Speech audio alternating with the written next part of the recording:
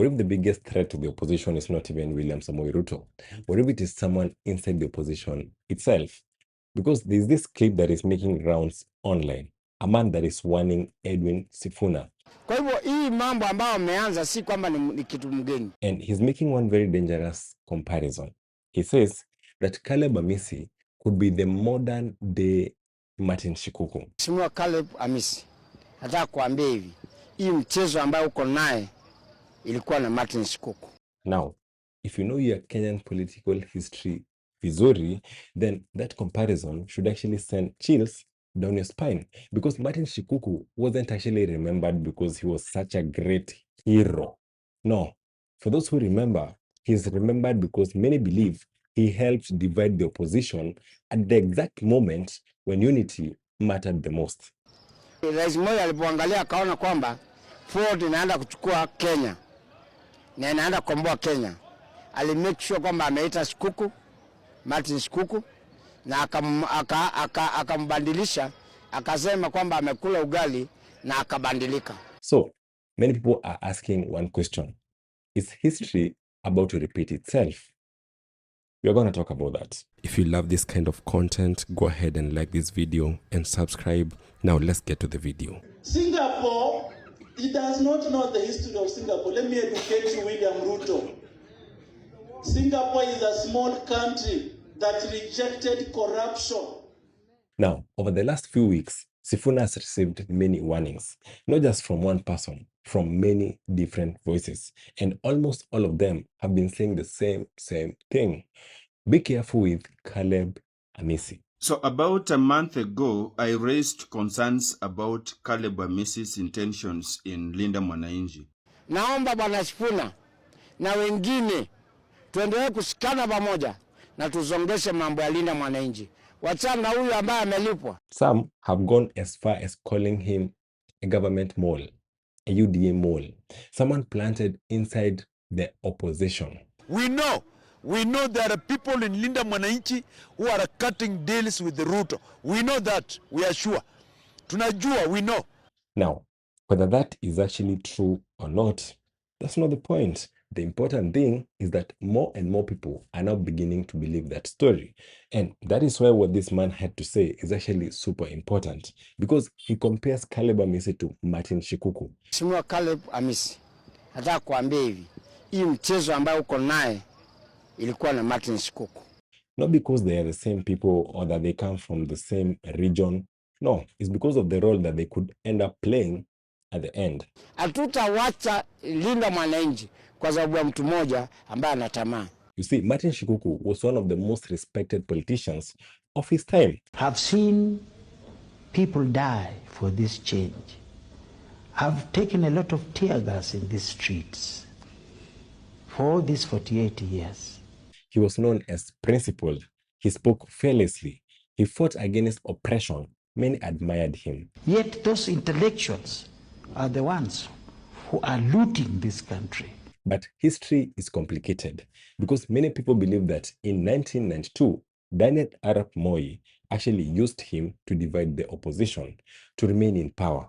Rais Moi alipoangalia akaona kwamba Ford inaenda kuchukua Kenya na inaenda kukomboa Kenya, alimake sure kwamba ameita Shikuku, Martin Shikuku, na akambandilisha, akasema kwamba amekula ugali na akabandilika. Whether intentional or not, the opposition remained divided and Moi benefited.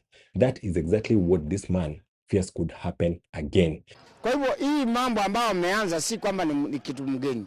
Not because Caleb Amissi supports Ruto openly, but because every move that he has made so far seems to create more division inside the opposition.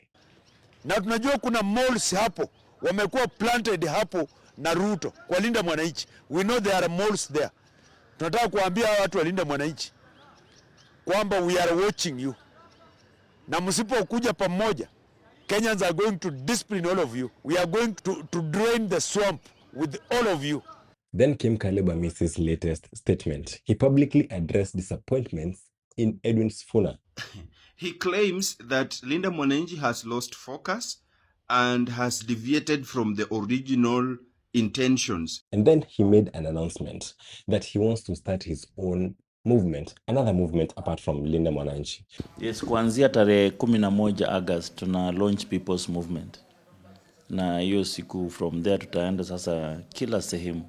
And immediately, people began asking questions because Linda Mwananchi is still young, is still growing. So why create another movement right now? Now, when Caleb Amissi says that they have deviated from the original intentions and they have lacked focus, I want to ask myself, have they started supporting the government? Have they stopped singing one term? Or what is it exactly that Caleb means? That is where suspicions began. There's no proof yet, but suspicions. Nataka kuambia Caleb Amissi, wachana na hii mchezo unafanya. Kama wewe ni ukweli kwamba umekuwa ukisema ukweli, fanya kazi na Sifuna, mwelewane na wale wengine. Caleb Amissi, wacha kufuruga Linda Mwananchi. Wacha haraka. Haraka yako ni ya kwenda wapi? Here's something else that people have also noticed. It is looking like Caleb Amissi want to be the one to decide the political future of Edwin Sifuna. I want you to think about that because people also believe that People's Renaissance Party belongs to Caleb Amissi. And many people feel like he wants Sifuna to actually join that party. Wakati ambaye alienda kurejista chama, anataka kulazimisha utangaze mzima kama lazima na chama yake. But Sifuna has never made any commitment about this publicly. Yet, Caleb Amissi continues to speak as if this matter has already been decided. At one point, he even declared that Edwin Sifuna cannot be a deputy or cannot back anyone else. If anything, Sifuna is only going to be a presidential candidate. Our generation, they want a new person. They don't want the old people. And that's why we are saying Linda Mwananchi presidential candidate is none other than Edwin Sifuna. Then later, during Maraga's presidential launch last week, he changed tune. Now he says the only person that he can allow Sifuna to deputize is Maraga. And if Sifuna is not going to be a presidential candidate, the only person I will allow Sifuna to deputize is Maraga. The question that people are actually asking is not whether Sifuna is going to run or whether he's going to be a deputy. The question is, why is someone making decisions for Edwin Sifuna? Because leadership begins with respecting people's freedom to actually choose whatever they want to do. What is going to make you now choose one person? That's what I say. That is the question that No, Kenyans are asking. and that's what I'm telling them. Let these people run. Then there's also another issue with the strategy that Caleb Amissi had proposed for winning the election, which is that people should actually run separately and then unite in the runoff. You see, on paper, it sounded reasonable. Even here, we actually agreed with him. But many people have actually come and said that is not the right thing. Because historically, once an election reaches a runoff, the incumbent usually gains huge advantages. There's state resources, momentum, institutional influence. Everything shifts. So critics are asking, now, did Caleb Amissi tell us to go this route because he had not done proper calculations?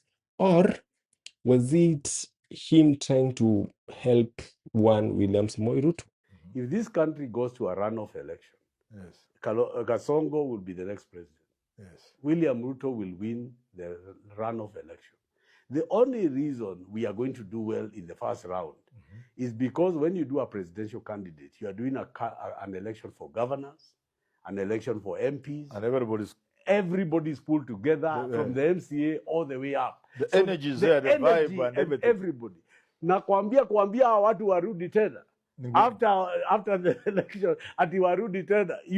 First of all, you will all be broke. Yes. The ones who have failed will all be angry. The guy who's surviving power will be Ruto. Yeah, Ruto will be there to pick up. All the casualties will be looking for jobs. Yes, and then there's yesterday, June 25th. For those who don't know, it was the memorial protest. David Maraga actually joined families of those people whose children were killed during protest. And for a moment, people actually applauded him.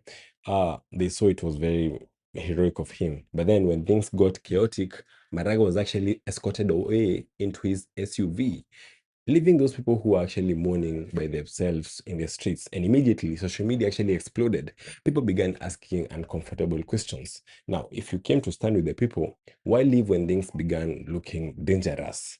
Were you there genuinely because you were standing with them, or was it a photo op were there for the platform to sell your presidential bid. This, for me, was a very shameful moment. At the slightest siren and tear gas, look what happens. Look at that. Look at that. The slightest hint of trouble, and former CJ Maraga is whisked away into his SUV. And I don't know if we're able to see what happens later. Mama Kennedy and all the others are left on the side of the road, standing there, crying. Whether fair or unfair, those questions are not being asked. And remember, this is the person that Caleb Amissi wanted Sifuna to deputize. The only person I will allow Sifuna to deputize is Maraga. So whoever is paying Amissi, may he be the same person also paying Maraga. Okay, too far. This is no longer about personalities. It's about one question. If opposition's main objective is actually making William Samoei Ruto a one-term president, does every action strengthen that mission or weaken it? Because today, many people genuinely believe that the division is actually government's biggest weapon. Election in 2027. Na unajua the kind of person we are dealing with. Hizi haraka zako na kiherehere, wachana nayo. Wewe rudi, kaeni na Sifuna, muongee, mkubaliane kwa msimamo mmoja. The Allied forces defeated Hitler in the Second World War. Yes. Kasongo is a unique enemy.